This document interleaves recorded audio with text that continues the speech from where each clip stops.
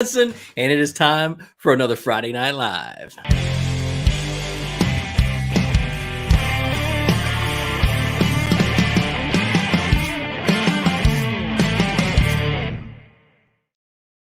Woo! I had my volume turned up in my headphones. When I put them on, I just about blew my eardrums out. How's everybody doing today? Man, oh man, have we got a great show tonight. Oh, we'll talk a little bit about the details once everybody jumps on. But welcome, everybody. Welcome. Right on, Joe. What's going on, man? What is up? Nice. Corn Blackthorn. We'll find that out here in just a minute. So we will definitely get things rocking and rolling. But welcome. Welcome. Thomas Bell, what's going on? Sam McDonald, how you doing, man? Thanks, I appreciate it. Whew. I just ate again, so a little bit of reflux. You're going to have to bear with me for a little bit. I didn't eat a whole lot, though. It's just on purpose. Let me get my water out, though. Oh, Applin's Hard. How you doing, man? How's Clarks Hill doing? I hope to get there soon. I don't know how soon because I got to get ready to go to Texas in a few weeks. But, man, I'd like to go like next week. But I got a lot of stuff to get done. Dadgummit. Addison, how's it going? David Carlson, how you doing, man? Says my beard is coming along nicely. Yes, it is. It looks good. I like it. I put a little work into it tonight, though, so I wanted it to look good for everybody. No, I just was tired of it looking like old Grizzly Adams. Crappy Kev, how you doing? Jim Collins, how's it going, man? Welcome to the channel, man. Welcome. Luann Clapp, how you doing? Buttered walleye. That's what I'm talking about. See, I live in Northwest Georgia. We have that lake I fish all the time in my videos. It has walleye in it. Not very many of them. They stocked them 7, 8, 9 years ago. So they're all, we're catching them 24 to 28 inches. Some of them, a couple of them have been a little bit bigger, but 1 or 2 a year. But they did just stock 3,500 fingerlings in the lake last week or the week before last. So they ought to be ready to be caught in a couple of years. So, goodness gracious. KRDP, how you doing? Corn Blackthorn, sorry. What's going on? Kevin McCarthy. Let some more people jump on here just a little bit. Matt Catron, thank you, man. I appreciate it. Slater 77, what's up, man? He said, what are some good colors for pre-spawn bass fishing? Red. Anything like crawfish colored red is always a good pre-spawn color. So Jay Roffin, thanks. Oh, well, this is a great comment. Jay Roffin said, how much is going to be donated by Sam tonight? Actually, Sam donated the Garmin Panoptix live scope that we're giving away tonight. How about that? So he emailed me, I think today. Today. And then we got the details. So we'll go through that here just a little bit. But yeah, that's what we're giving away sometime during the live stream tonight. A Garmin Panoptix. I think the retail is $1,500. I'm not sure if it comes with a monitor or not. It may just be the little box and the transducer. I don't know. We'll have to when he jumps on here, we'll find out for sure. Josh Collins, how you doing? Let's see. Do you like to eat fish? Just wondering. Also, I like fish, but I release bass. Yeah, I'm the same way. Why are we supposed to do that? It is so the fishery stays good. On big lakes, it really doesn't hurt to release them. On little lakes, like little ponds and stuff, if you always release your fish, you're going to get to the point where there's little bitty, 10, 12, 13 inches, and a couple of really big ones that can eat those, and there won't be any food chain. So you kind of have to play around with it with the smaller lakes. But anyway, Clyde, how you doing?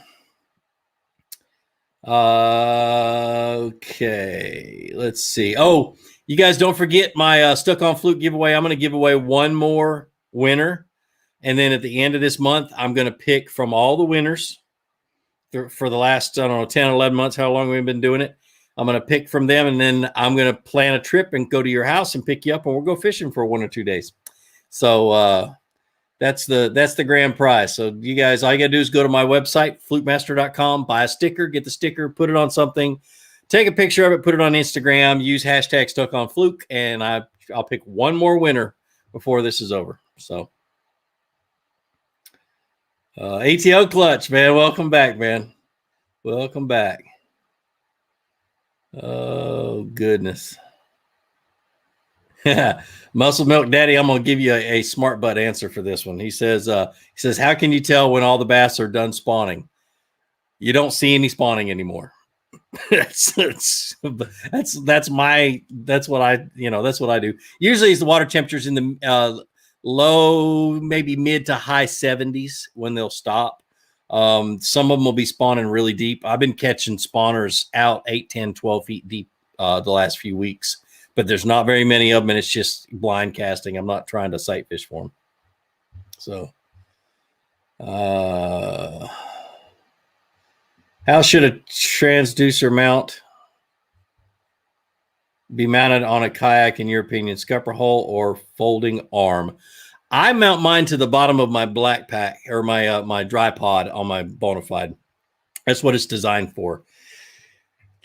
Fish finder goes on top, transducer goes on the bottom, and the wiring all goes on the inside of it. So that's kind of how it's done. But if you have one that has a scupper plug that's made for a transducer, use it. I know a couple of the Bonafides, the RS-117, I believe, or the 1103. I can't remember which one. Anyway, one of them has a scupper plug, a scupper hole. You flip it over, it's got 2 little screws for the mounting bracket. So will JJ's Magic Kirk Yamamoto Sinkos? No, it will not. So folding arm, I don't like a folding arm because it gets in the way of landing a fish is my only concern. I don't like a lot of things off to the side out in front of me. My Panoptics that I just mounted on my kayak is right here off to my left side, just behind or just to the side of my butt. And so it's not in the way of me moving and landing fish and stuff like that. I guess it could get in the way, but it's not very likely right there in that spot. So when are we picking the winner? Jose, we're going to pick it sometime during the live stream. So as soon as Sam signs on and gets things rocking and rolling. Like I said, Sam's the one giving this away. So you guys, he's Sam, he's the one that he generously donates every single week. Blows my mind. Absolutely. It's people like him just amaze me. Oh, goodness. All right, let's do a little Q&A while we're waiting to do all this rocking and rolling. I love doing Q&A. Maybe next week we'll have a guest if I can get things slowing down a little bit. It's been a crazy week. I ended up Monday or Tuesday, whenever I went to go pick up the fish finder in my kayak trailer, I was on the road for 15 hours during all the gas issues. I just made sure my tank never got below half, and I wasn't really too much worried about it. So I got home, and then the next day I had to go 4 o'clock in the morning, go 2 hours away back to Lake Lanier for a photo shoot, last minute photo shoot for a Lumacraft. They literally let me know the day before. So I ran up there, and I just been going crazy this week. So I haven't really got a whole lot done except for just that kind of stuff. So let's see. How deep you fish in the lake near your house right now? They're in transition from what I get. I was out there for a few hours today messing around with the Panoptics, and as far as I can tell, they're not where they were the last few weeks, which was 5 to 7 feet deep. They're either, I don't know where they're at really, honestly, but my guess is that they're 10 to 15 feet deep. It just all depends. But like I said, they're in transition. They're transitioning out of the shallow water that they spawned in, and they're moving out to the deeper water where they like to hang out for pretty much the whole summer. But it usually takes 2, 3, 4 weeks before they get to be where they're grouping up and you're just catching randoms here and there. So that's just that lake. And I'm sure it's that way in a bunch of other lakes. So ATL Clutch, how would you attack during the conditions of heavy stained water at 70 degrees and dead calm in the morning? Buzzbait. Yep, dead calm. I'm throwing a buzzbait early in the morning for sure. Oh, Ethan, thanks for the $5, man. He says I scored an Omen Black 2 on Tackle Warehouse on clearance. That's awesome. It's the 7'3" heavy, which is my favorite one. Would it be better for a frog or a punching rod? It's actually a really good pitching and jig rod. And Even a Texas rig. I throw my 3/8 ounce and heavier Texas rigs on it. So, matter of fact, that's what I have. I have a Texas rig tied on it right now. That's what I've been fishing.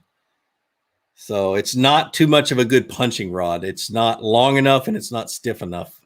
But yeah, that's a good rod. You'll love it, man. What's my favorite fish to catch? Monica, mine is bass. My favorite fish to eat is crappie. My second favorite fish is walleye. I know all my northern friends are going to get upset about that, but we don't have a lot of walleye down here. And I like crappie because it tastes better. It tastes good when it's fresh, but it also tastes good after you've had it frozen. So I'll throw a bunch in the freezer, pull them out as the year goes on, and maybe even have it a fish fry, and they still taste good. Walleye, just to me, has never tasted good after it's been frozen. So, that's a good question. Osborne Outdoors, what should we look at on bass after you catch them to learn more about what they're eating or how they are setting up? So sometimes you catch a bass and its belly is dirty. It's not like pretty white and everything else. It's got dirt that's in the slime coat. And that means the bass is dead on the bottom. And that means that he's kind of hanging out. It happens a lot in the wintertime. Happens a lot in the dead of the summer down here in the Southeast, where it gets, or in Texas too, but where it gets really hot. Other things, their color. If they're pale colored, you either caught them deep somewhere where it was low light, or like in the fall, it means they just moved up out of deep water. Or in the spring when they're spawning, or they're getting ready to spawn, it means they just moved up out of deep water into, if you caught it in shallow water. The darker they get means either the longer they've been shallow or the longer they've been in the grass. It's kind of like camouflage. They change their colors because of that. So that's one of the things. The red, what we call red lipstick, the red lips and the red crushers, sometimes means crawfish. It doesn't always, because I've been in lakes that are very rare to have crawfish, and the bass still have those, those red lips and crushers in the spring. So, Casey Watson went to On the Water Innovations this morning to pick up some rod tubes. Denny makes some outstanding trailers. Yes, he does. He does. I just picked mine up and I love it so far. I'm going to do some little bit of modifications to it just because that's what I do, and that's the way it is. So, are the articles you wrote about Charlie Elliott still floating around anywhere? They would be in the archives of Georgia Outdoor News, in the what does it call it? Fishing reports section. So that was a long time ago too. Let's see. All right, Sam, you on here? We'll keep rolling. So like I said, later on, sometimes we're going to get Sam Tolley on here since he's the one donating. And we'll have that giveaway before we're up today. That'd be great. There he is. Sam, don't donate any more money. Good grief. Have you let everyone know what we're doing? Yes, I have. I've let everybody know we're giving away a Garmin Panoptics. We're going to give it away sometime during the live tonight. So I'm just going to kind of do it randomly, mainly because I want to keep you guys on here. That's my ploy. Anyway, Caleb Tucker from Facebook says, "Hey, Fluke Master, I've just started throwing soft swim baits. I've had a little success, but not what I anticipated. What's your best soft swim bait advice?" My best one is don't be afraid to bump into things is the biggest thing. Like even on the bottom, I like swim baits that I like to fish my swim baits where I'm touching the bottom, slowly reeling it, and it's just kind of ticking the bottom. Or if I've got grass, I'm ticking the tops of the grass. It's kind of a feel thing. When you keep doing it, you'll understand what I'm talking about. When it buries in the grass, you pop it out and then you just kind of start reeling it in that grass. So that's the best thing. Just make sure you're bumping into stuff for sure. So how do you tell the difference between bass and crappie on down imaging this time of the year? It's how they position. So crappie will be stacked. They'll be like, big returns on your graph, but they'll be stacked up. Bass don't stack up. They like to be at the same depth and kind of spread out a little bit. There may be one a little higher than the other, but they're not going to be stacked up. So that's kind of how you tell us how they position on the structure or in the cover that they're hiding in. So,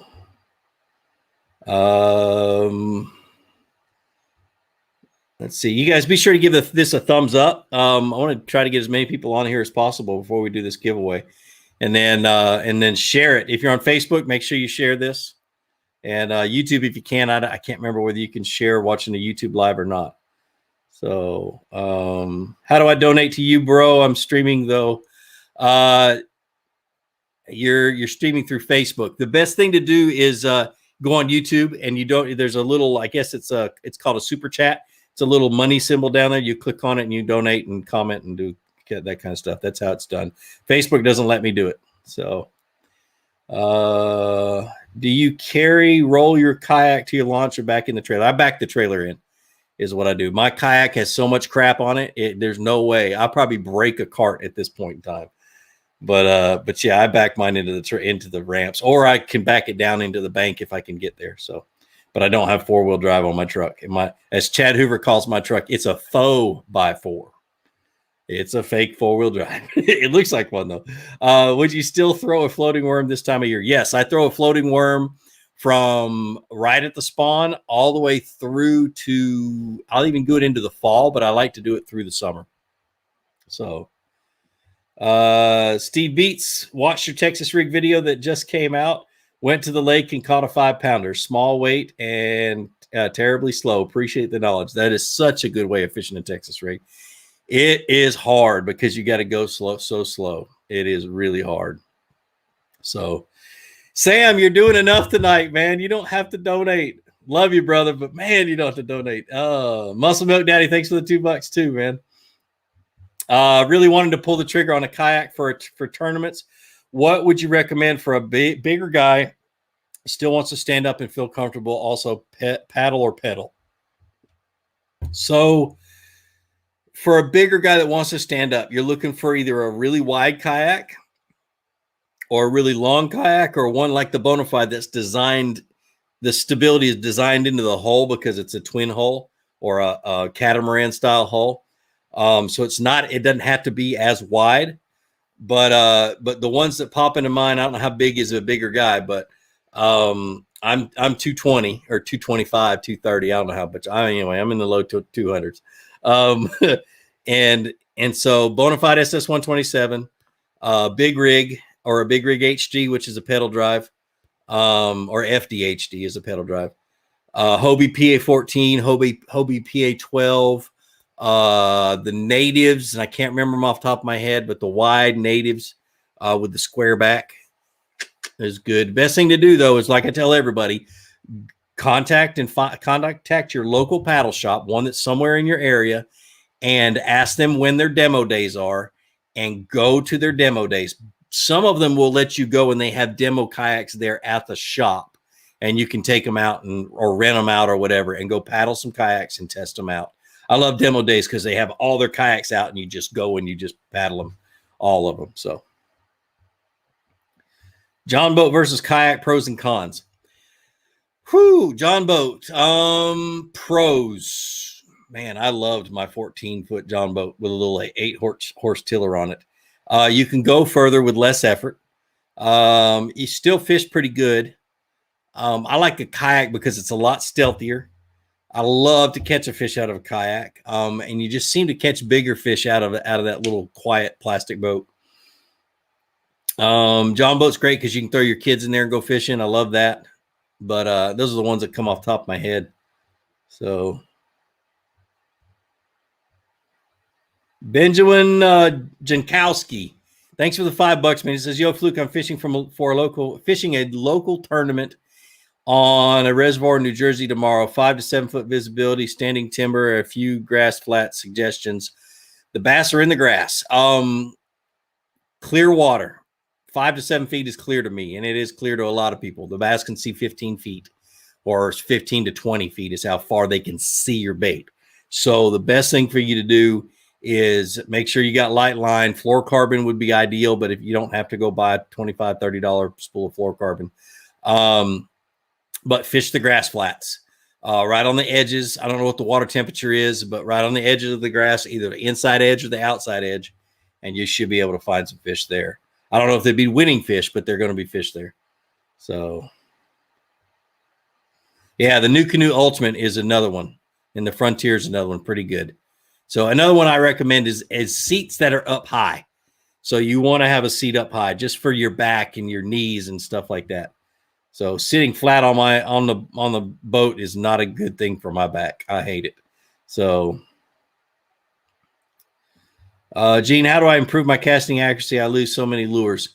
Practice out in the yard. What I used to do with my kids is we had targets. They had 5-gallon buckets, and I had pieces of 4-inch PVC pipe, and we would put them out in the yard and have competitions. They had to hit the 5-gallon buckets, and I had to hit the 4-inch PVC pipe, and I'd let them place theirs, and I would place mine. And that's basically all we did is we would practice casting by making a game of it. So, and even when they weren't out there, I was always in my yard practicing casting. So that's the best way to do it. Hunter Nixon Fishing, man, thanks for the $15. Would you fish a chatterbait in super clear water? Yes, I would. I definitely would. So, and I'd fish a clear, kind of the white, or there's another one that looks kind of like a shad that's got a little bit of clear and silver in it. I'd fish that one too. And I'd also would actually fish a green pumpkin. So, best use for a Georgia Tech hat. Like I tell everybody else, I want to donate me a different hat, especially an SEC hat. I say I always need something to wipe the fish slime off my hands after I catch a giant. So let's see. Any advice for a 1-day team tournament on a very small, highly pressured lake that is 14 feet at deepest point? The bottom is soft and mossy. Yeah. A Ned rig is my favorite thing to fish in mossy and soft bottom. I don't let it sink in the bottom. I throw it out, let it sink to the bottom, and then I just start to reel really, really, really slow, and it just brings it up out of that muck and it swims right along. And I just kind of shake my rod as I'm reeling that Ned rig with a finesse TRD on it. I love to do that. Man, oh man, I'm going to be doing it tomorrow because the bluegill are spawning, but that's a whole different technique. So, Chef Matt, well, how you doing, man? It says, and thanks for the $5. It says moving to Altoona near Victoria Landing, by way of Woodstock and Sixes. What do I need to know about that area of the lake or Altoona in general? Altoona is known as the Dead Sea, has been for 20, 30, 40 years. It's got a lot of spotted bass in it. Got good trophy spotted bass, but they're few and far between. But it's a great lake to go out there and get your boat wet and everything else. I haven't fished it in a while, but it's super clear. The deepest place I've ever caught a fish was on Lake Altoona, 54 feet on a drop shot. I caught a spotted bass.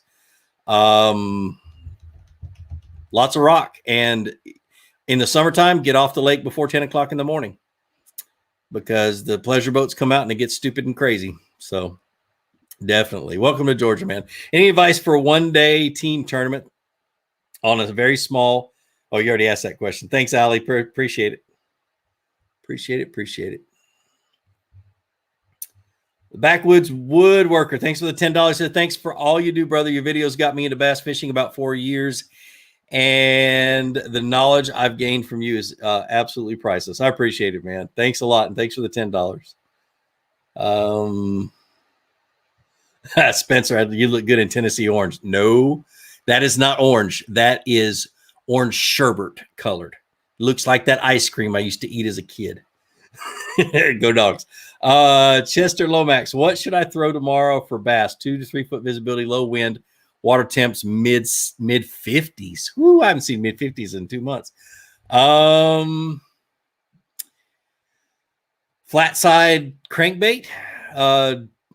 That's the temperature where I really like those crawfish colors, like red chatterbait, flat-sided squarebill in the same color, lipless crankbait in red, that kind of stuff. Go watch my pre-spawn video or the two or three of them that I did this year, and it'll really, really help you out. But that's the kind of colors that I'm looking for. So TJ Davis, man, thanks for the $2.27. I don't know how you did that. That's pretty cool. For my favorite UGA fan. That's great, man. Or $2.99, I guess. Oh, Josh Jones, man, thanks for the $2.99. Do you still make your own hair jigs? I do on occasion. I still have all the stuff. I made some. Actually, I made some mop jigs a few weeks ago for a high school tournament my son was in. So I do still have the stuff. I just don't make them very often because I haven't jigged fish in like 3 years. I mean, I drug them every once in a while, but not like I used to do. I mean, not like seriously did it. And so this year I told my son, I was like, Jordan, this year is jigs and crankbaits for me. I'm doing jigs and crankbaits. And of course, glide baits is another one I'm working on, but I really want to get back into jigs and crankbaits because I'm like a kid when I'm fishing jigs and getting bit on them. So, let's see. Have you used the Z-Man Stealth Blade? I have. It's a softer vibration. I imagine it's a lot softer, softer tick when it hits the head. I haven't caught anything on it. Now I have a buddy of mine was throwing one last week and caught several on it. So it does catch fish. I guess, it all depends on, do you want a loud one or not so loud one? So, but I really haven't compared the two. MD Bass and anyone fishing pre-post front conditions. Pre-post front conditions. In clear chocolate milk water this weekend. Dang, I hate chocolate milk. Goodness. I throw a really loud black and chartreuse square bill until my arm falls off. So, see, Coastal California Life, what should I throw? I have a kayak. Pond details, air temp 75, California. Bass, Florida strain, pond size 2 acres. The pond is filled with submerged hydrilla.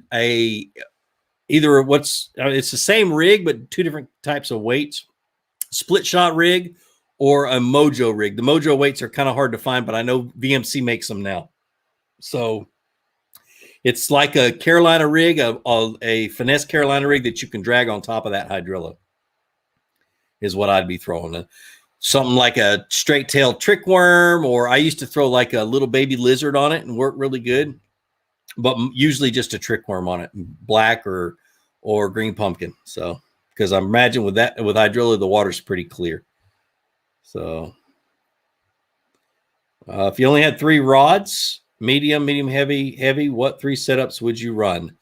Depends on the time of the year. So like right now, my setups are a jig on the heavy rod, Texas rig on the medium heavy rod, and what do I have on the medium? I got a chatterbait on the medium is what I have. So that's the 3 I'm working. So I got a moving bait and 2 bottom baits. One that I fished, the Texas rig I fished kind of fast, and the jig that I fished very slow. So, and I'll flip flop them. I'll start fishing that Texas rig really slow if they're on a slow bite. So,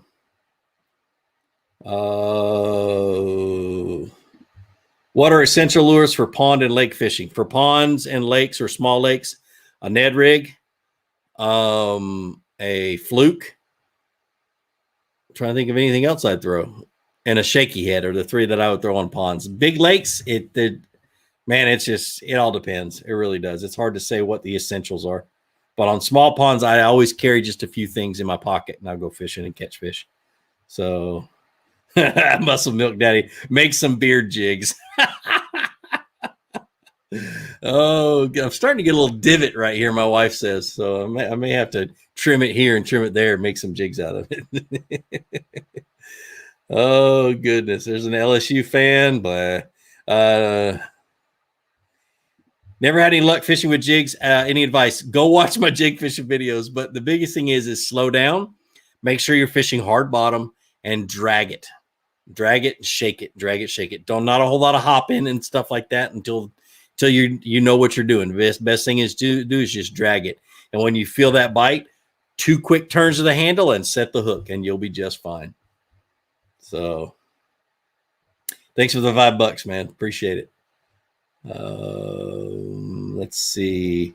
If you're fishing for bass and the water looks foggy and muddy, what do I cast? Bright lures like chartreuse, and then chartreuse and white work really good, or just straight white. than dark colors like black and blue. And what happens is when you get that muddy water, the bass will move shallow because they want to be able to see a bit, and they get really, really close to cover. So like a stump or a brush pile or a dock or something like that, they'll be right up against it. So you just make multiple casts at whatever shallow cover that you can see, and there's liable to be a bass somewhere in that area. You just got to keep making multiple casts. So that's the best thing. I love fishing that stained to muddy water, not super chocolate milk muddy, but just muddy water where I can see what's in the water a little bit, enough to be able to make a cast to it. So jig, jig, jig, the only true essential bait. If you want big fish, it is, that's for sure. Ever thought about doing a video on a mystery tackle box? I used to do, actually, the MTB slams were my idea. I was the OG MTB slammer.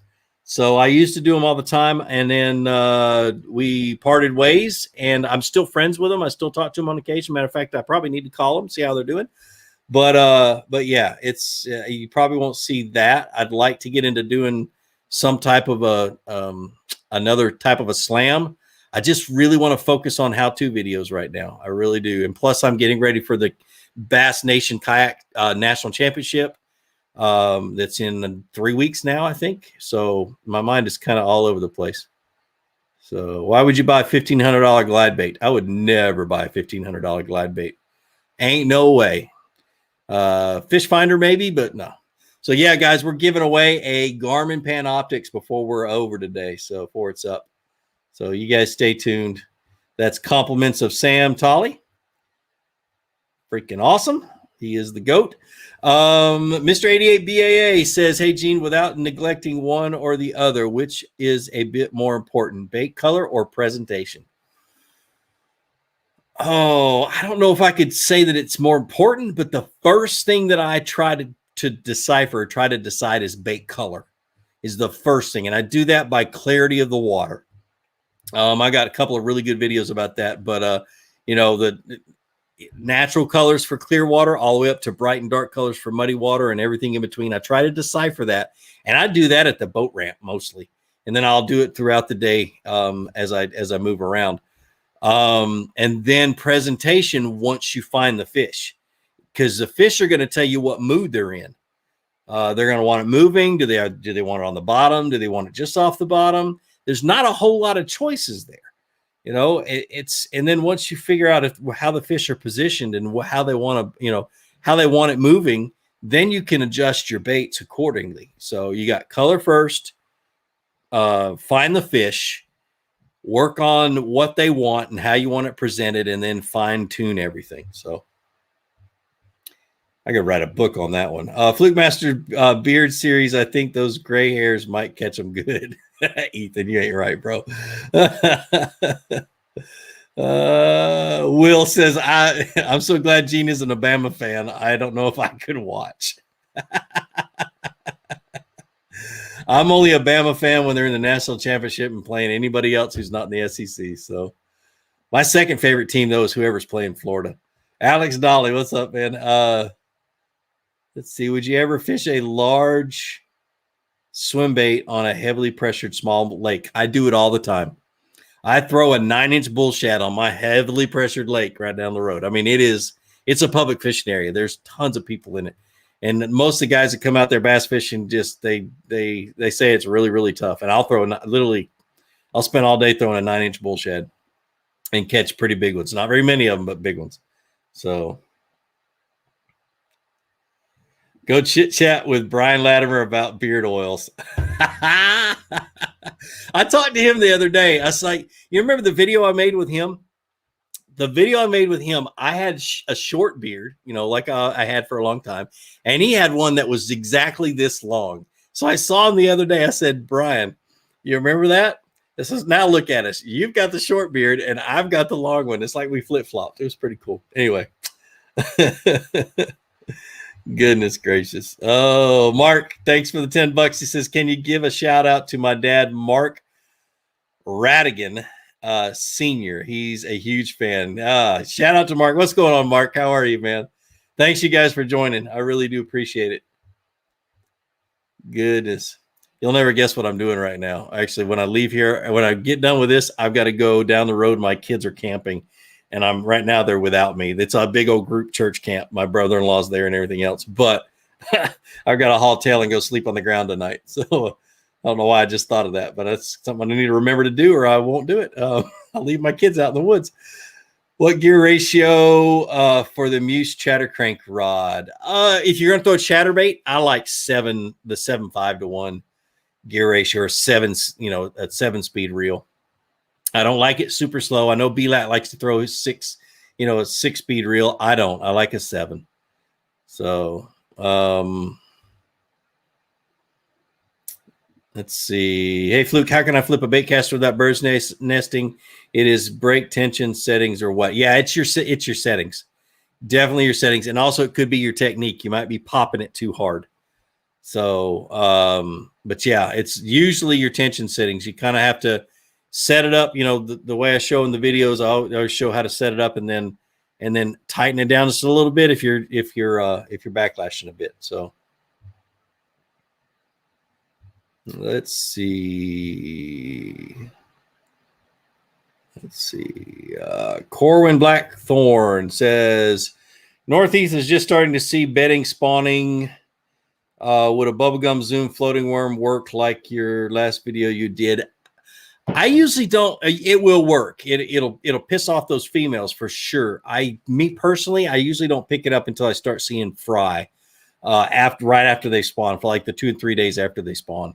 But anything, I throw the whole kitchen sink at them when they're spawning, because you never know what's going to trigger that big female to bite. So, and here's a pro tip. Take your bubblegum trick worm, dip it in methylate JJ's Magic, and watch how bright bubblegum that thing becomes. It's amazing. Holy cow. Methylate, and that methylate JJ's Magic also turns like the craws on your green pumpkin trailers and craw baits, turns those that real pretty orange that you see on crawfish when they're feeding in the grass. So Fate on the Fate, thoughts on the new Fate V3 rod. I love them, and I'm not just saying it because I'm sponsored by 13. They sent me the test run, or the samples as they call it. I have 4 of them, and I love them, and I can't wait till they come back out or come out on the market. As soon as they come out on the market mid-July, I'm going to order a bunch of them, and you'll start seeing me fishing with white rods. I ain't kidding. I like them. I like the hook keeper. I love everything on them. So, great question, Charles. This is what happens to the bass when the weather turns cold and drives them off their beds. Do they spawn in deeper water or just wait for warm weather to return? What they do is when that water temperature really starts to drop, or you have bad weather or something like that, they're up shallow, and then that shallow water is going to drop off somewhere. It's going to go out, and there's going to be a drop off, and they'll just pull out and suspend off of that drop off. Okay, and I'm going to give you an example. I was catching spawning fish on these big stumps in Louisiana one time, and they were on these big stumps, and then it got a huge cold front move through, and I stopped catching them on the stumps. I was throwing to the stumps and dragging it out, and 8 to 10 feet off those stumps was just a little 6-inch drop, and they were sitting on that 6-inch drop, just waiting. And then when the water warmed back up, they'll pull back up to that stump. So that's kind of how you think of it. They just pull out. On seawalls, they pull straight out, and they just kind of hang out there in deeper water. So, any tips on flipping a jig from the sitting position in a kayak? You do it sidearm off to the side. I do a low little floop on this side, and I'll switch over to my left hand. And I'll do it on this side. So it's just a low. You get that thing swinging, and you just pop it. It's kind of hard to show in a video like this, but I need to do one. Show you guys how to do it. I was born and raised in Georgia. How are the mosquito bites this time of year? Have not been back in 8 years. They're pretty good right now. We had a few tonight as the sun went down. But this time of the year, they usually go away by the time it gets good and dark. They're gone, so it gets pretty chilly. It's gonna be chilly tonight. We've had a nice, cool spring this year. Last year, it went straight from winter to summer. I think we had 1 week of spring weather, and that was it. So, what do you think would be good for late May smallmouth fishing in northern Michigan? We're going to do that giveaway in probably 5 minutes, by the way. What would you think would be good late May smallmouth fishing in northern Michigan? Whew. Ian, I don't know. I'm not an expert at all on smallmouth. We don't have a whole lot up there. Ben Nowak, go watch his YouTube channel. I know he does a live every once in a while. He is my authority on smallmouth. He's who I would contact in a heartbeat. And so, yeah, Ben Nowak's YouTube channel. Absolutely. I will talk about him till the cows come home. That's for sure. When you catch a fish, if they are bleeding and you put them back in the water, will they survive?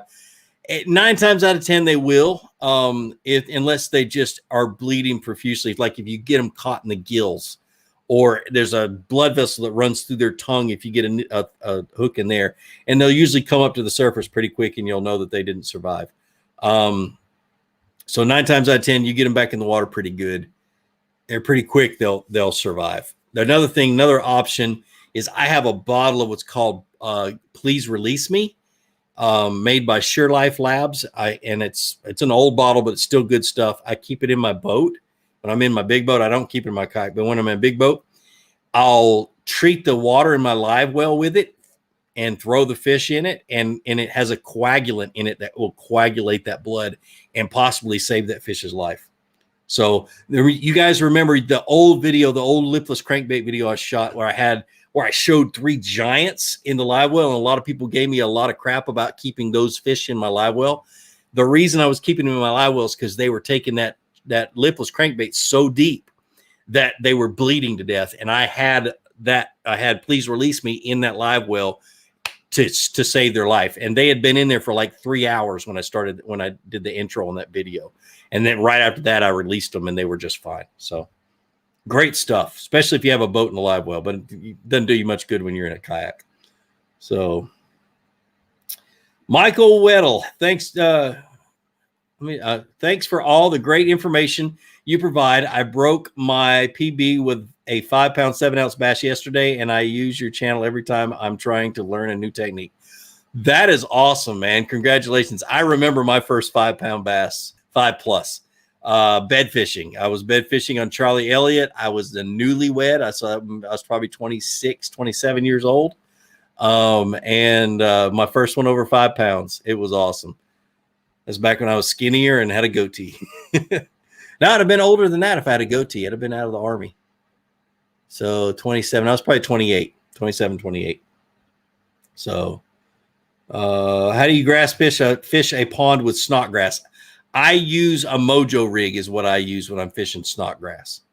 So, or a split shot rig, which is basically a small little worm hook with a straight tail worm, and 6 to 7 inches above that hook, I have a split shot pinched on. So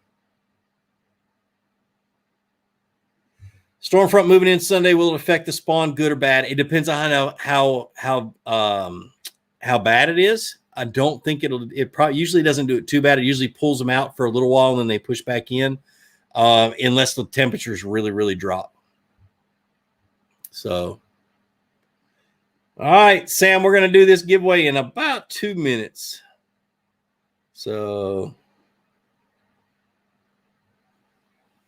oh, Mountain Dew does work. That's right. You can pour like soda in their mouth, like Mountain Dew or Coke, and it'll coagulate it. I've never done that because I don't ever drink soda, so I don't ever have any in the boat. So let's see.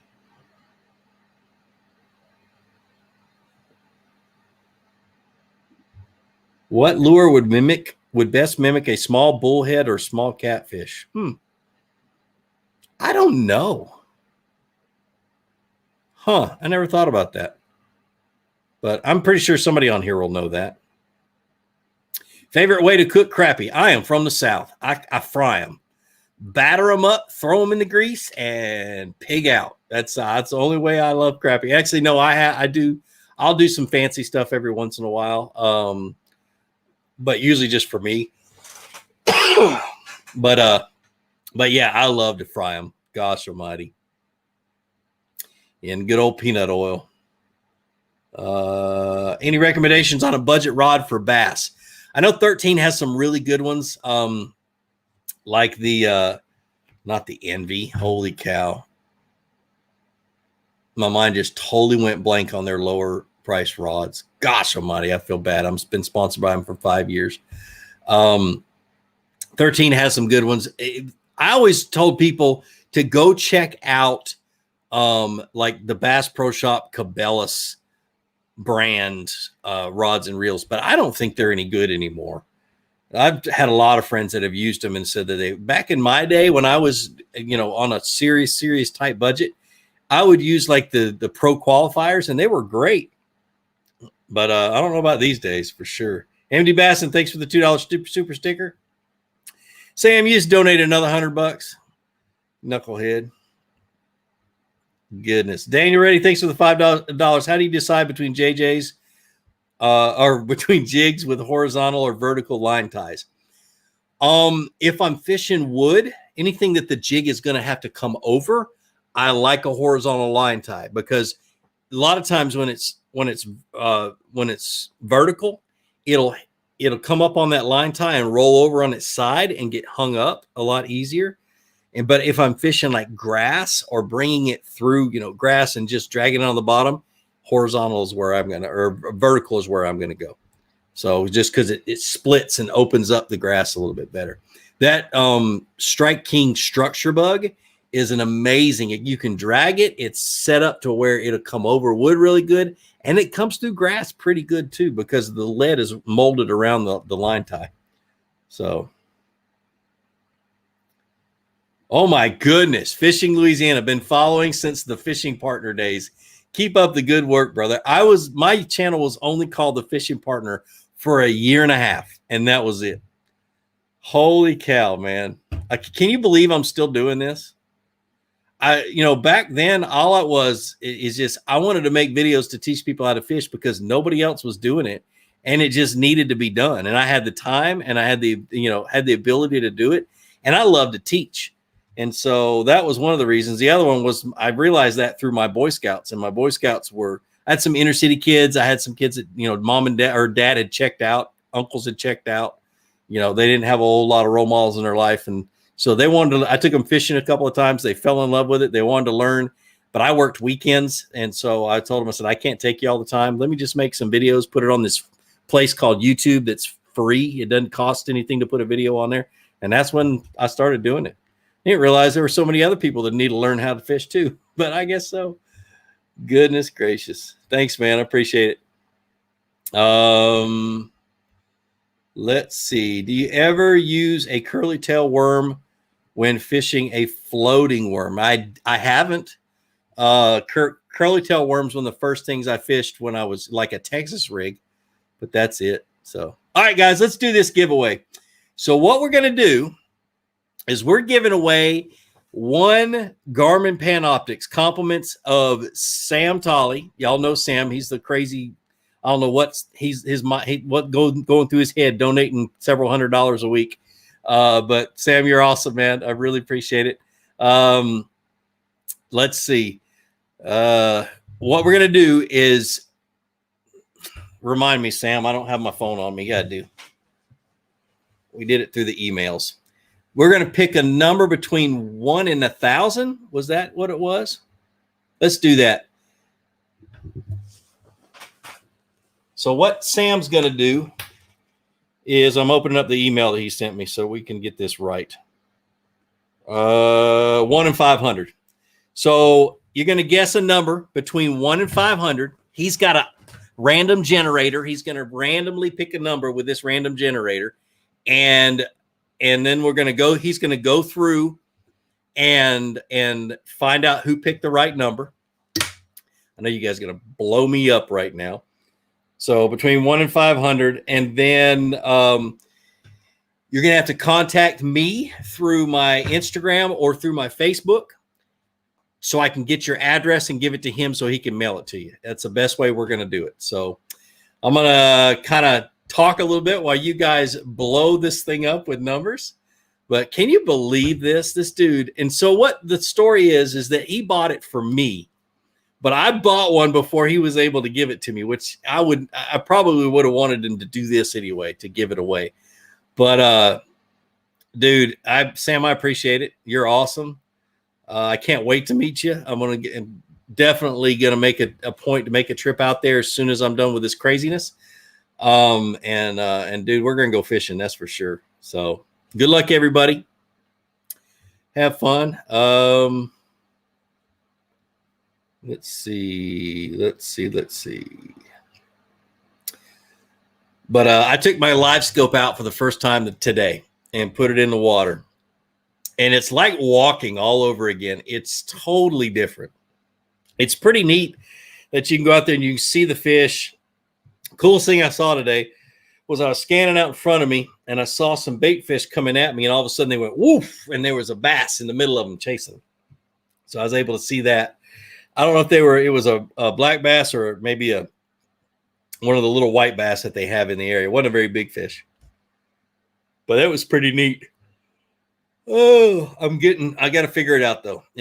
I'm really going to have to put some time into it, so I'm comfortable with it. And so I feel comfortable using it like in a tournament and stuff like that. So, wow, you guys are blowing it up. Holy cow. Good luck, Sam. Have fun with it. Oh, man. Hey, Sam, let me know when you have a winner. That would be great. Somebody's just said, how do you fish rocky lakes in Texas?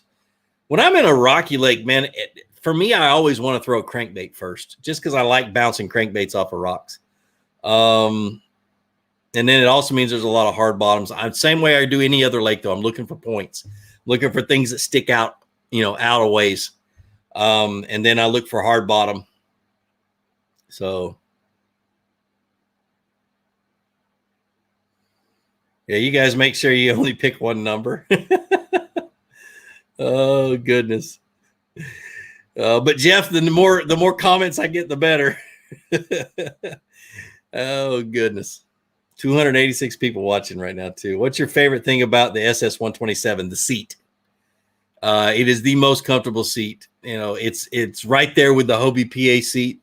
The thing I love about it is, like, when I'm standing up, I set the hook on a big fish. The other kayaks that I've had to look for the seat to sit down, and I've had to flop down, and it always makes my rod go slack, or my line go slack. But with the SS-127, you don't have to look for the seat. It's right there. It's up high. You just sit down, and it's just like sitting in a chair. So, and I sit in it all day long, 6, 8, 10, 12 hours, and it doesn't hurt my back, which is really, really important to me. So, why is it asking me to hide current comment? I'm not going to touch that button.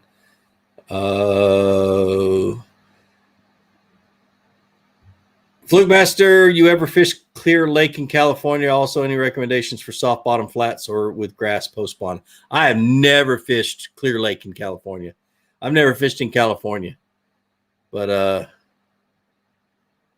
let's see. Any recommendations for soft bottom flats with grass post spawn?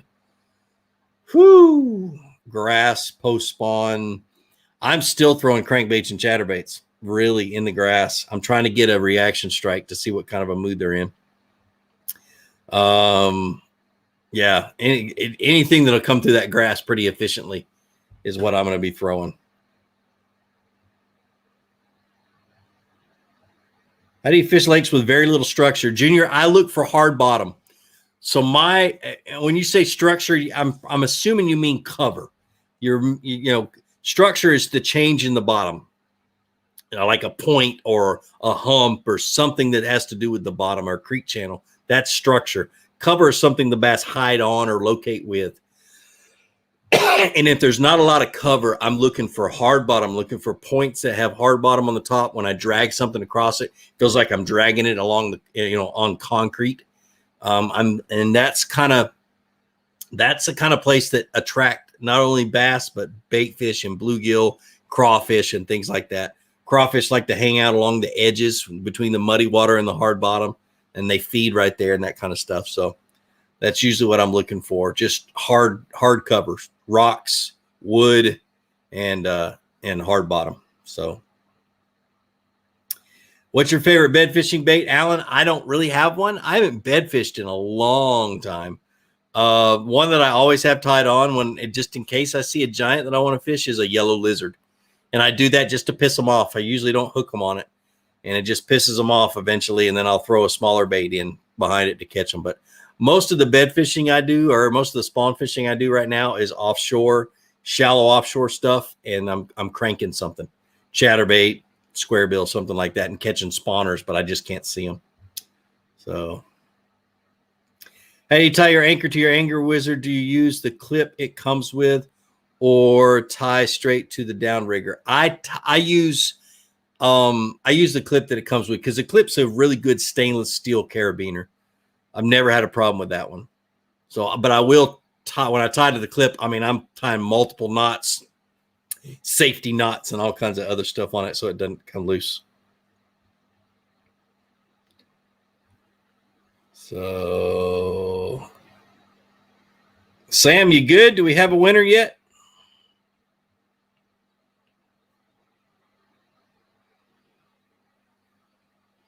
Evan Beard, how you doing, man? I used to live in Evans, so I know exactly where Augusta, Georgia is. Spent 15 years living in Evans, working at Medical College of Georgia.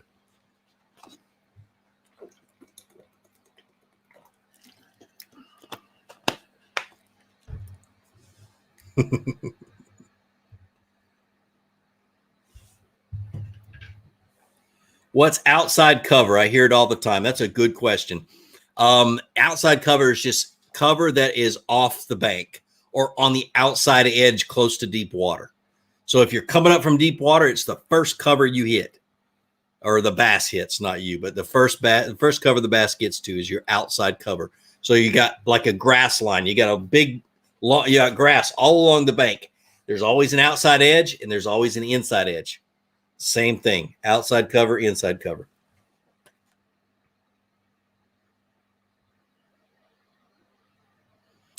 I don't remember my number. That'd be me. I'd be that one. I'm so dyslexic. Sam says he hasn't found it yet, so that's funny. Did you even pick a number? What's going on? Hey, Fluke, any recommendations on what to pair with a Carolina rig for follow-ups, etc.? Ooh, I gotcha. My favorite one is actually a Cinco on a Carolina rig for that kind of stuff.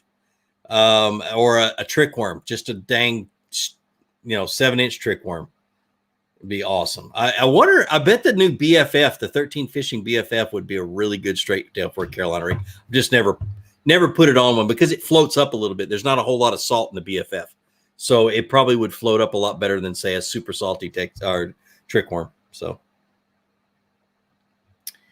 I want to get into swim jigs. Any tips? Watch videos about it. Tactical Bass and me, a bunch of other guys have done some really good videos on swim jigs.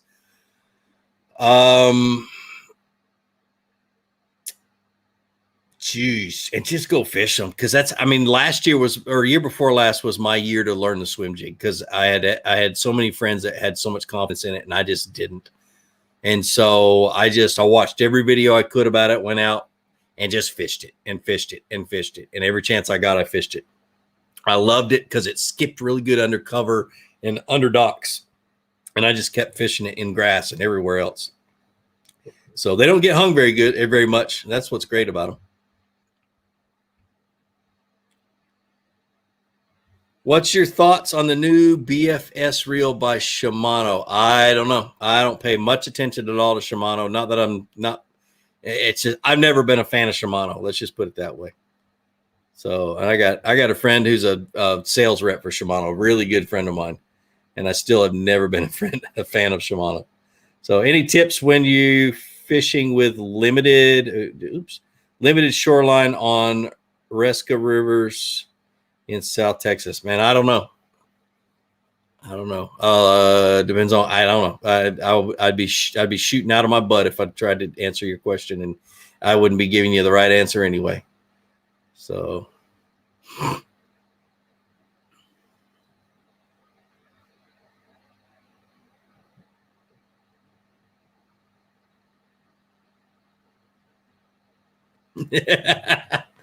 Gene, do you want to do the closest?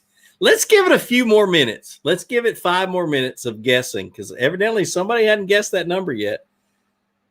So, and we'll see. I still would like to see him guess the exact number. That's a $1,500 piece of equipment. So I definitely would like to see him to guess the number. Drop my home lake 5 or 6 feet to low to put a boat on all week. They say it will be back up tomorrow. What should I throw? The bass are going to move to the bank. They're going to be super shallow. They're going to be following that water up. It must not be a very big lake if they dropped it 5 to 6 feet and then they're going to bring it back up tomorrow. Dude, I don't know. It's just anything really. I like to throw soft plastics with Adam.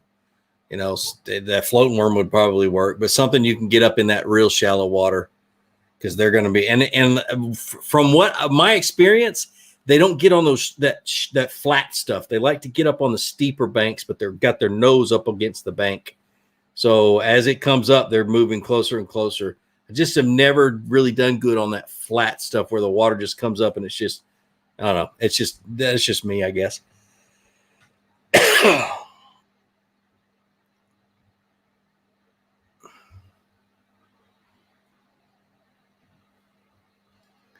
Is Sam seeing Facebook numbers chosen? He should.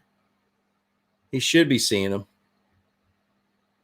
Let me go. While you guys keep picking numbers, I'm going to go to Facebook real quick and go to my stream and see. Let me mute it. It's going to take a minute because this whole live deal destroys my bandwidth. So let's see. Let's go to super slow.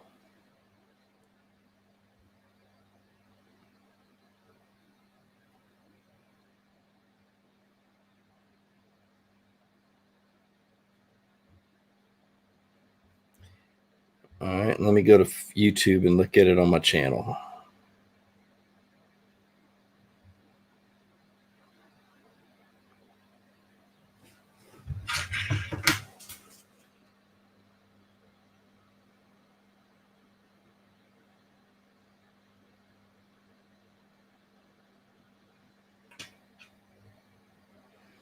Sam, I'm emailing you real quick.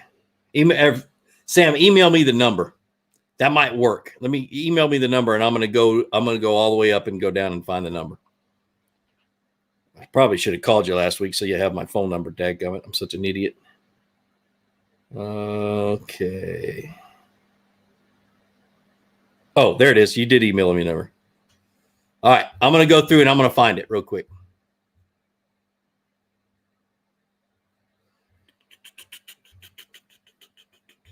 Come on, Gene. Where's you? There he goes.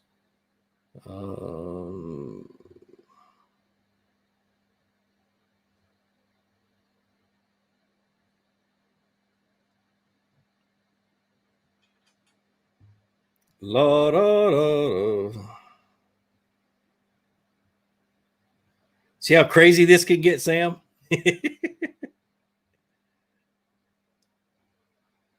All right, now I can pull it up here and look at all the guesses, and I'll look at it on Facebook as well.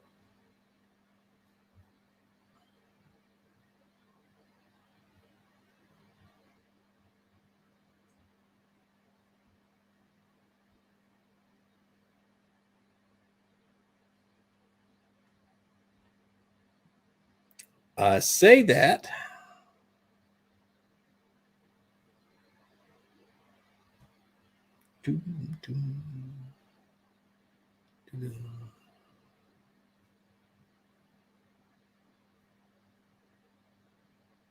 There we go. All right.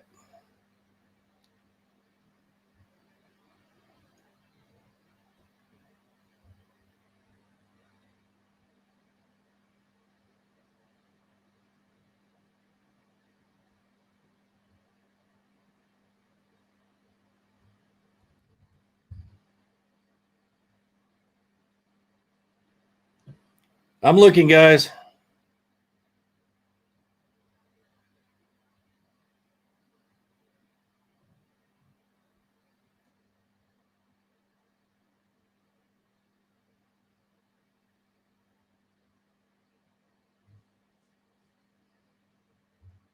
All right, we have a winner.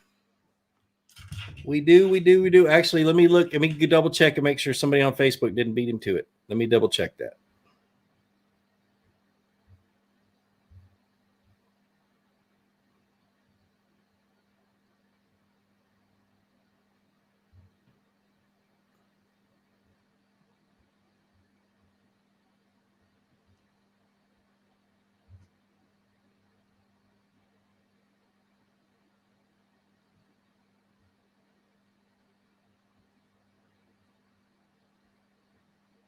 Still looking. Sorry for the silence.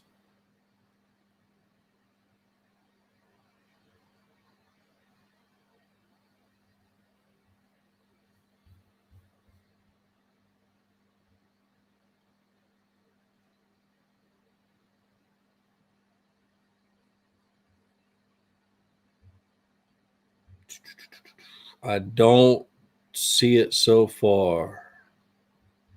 I don't.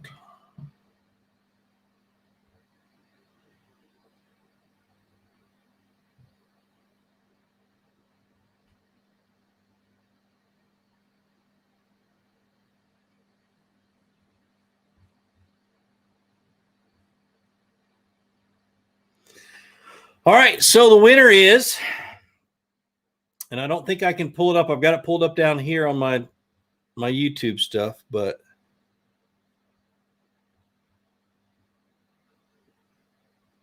and we will double check to make sure this is right. Ooh, I almost picked the wrong person, but they're 100 off. Let me see if I can find it over here on this one. Cool thing is that the StreamYard that I use, all the comments are on here. So, Stefan, thanks for the $10, man. By the way, I haven't clicked on your stuff yet. All right. So the winner is Old River Outdoors. Old River Outdoors. The number was number 273. And so we will double check and make sure all that's right before we are 100%, but we're about 99%. So Old River Outdoors, man, congratulations. How awesome is that? And like I said, I'm going to go back after this once they publish all the other comments, and I'll go through and make sure that I'm right. And it should be. And Sam said if somebody on Facebook beat him to it, because Facebook's really, really slow right now, he'll do 2 Garmins, but we'll just let you know if that happens. So, but Facebook is super, super slow. It's going crazy. But anyway, but that's it, guys. That's it. Like I said, the guy who won, be sure to get with me either on Facebook or on Instagram in my messenger. Give me your mailing address, and we'll get you that out from Sam. So I appreciate it. Sam, thanks a lot, man. Thanks for your donations. I'm going to go jump up and go camping with my kids. Luckily, they're not too far away, but that's freaking awesome. Congratulations, Sam. Thanks, man. You're generous beyond belief. I really appreciate it. Well, like I always say, be sure to introduce somebody to fishing. Introduce them to my channel. Let me help you teach them how to fish. More importantly, get out on the water and have a great day. We'll see you.